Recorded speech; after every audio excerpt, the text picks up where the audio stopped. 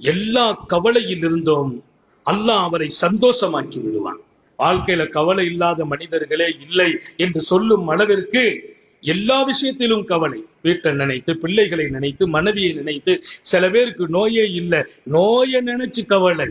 அப்படி ஆயிடுவோமோ, இப்படி ஆயிடுவோமோ, ஏதாவது முடக்கம் ஆயிடுவோமோ, சுகர் பாதிச்சிருமோ, பிரஷர் பாதிச்சிருமோ. நான் சொல்வது, வராததை நினைத்து கவலைப்படுவதை விட வந்ததை நினைத்து கூட கவலைப்படாதன்னு நாங்க சல்லல்லாஹு அலைஹி வஸல்லம். எதுக்கு கவலை? என்னை அழிக்கிற சக்தி எந்த நோய்க்கும் கிடையாது, எந்த நோய்க்கும் கிடையாது. நல்ல ஞாபகம் வையுங்கள். மௌத்துக்கு காரணம் ஏதாவது சொல்வோமே தவிர, நேரம் வரும்போது நோயே இல்லாமலும் மரணம் வருகிறது.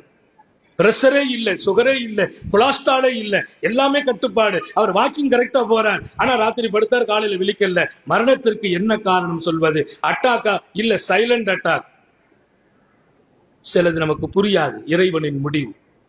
நான் சொல்ல வருவதெல்லாம், நீங்கள் இஸ்திக்பாரை கூட்டுகிற போது அஸ்தக்பிருல்லாஹ்வை பழக்கமாக்குங்கள். தாய்மார்களுக்கும் சொல்லுகிறேன், இறைவனின் பேரன்பு கிடைக்கும். அவன் அன்பும் நெருக்கமும் கிடைத்தால் எந்த முடிவும் நமக்கு ஹைராகும். இதையெல்லாம் விட மேலாக நெருக்கடியிலிருந்து விடுதலை, கவலையிலிருந்து சந்தோஷம்.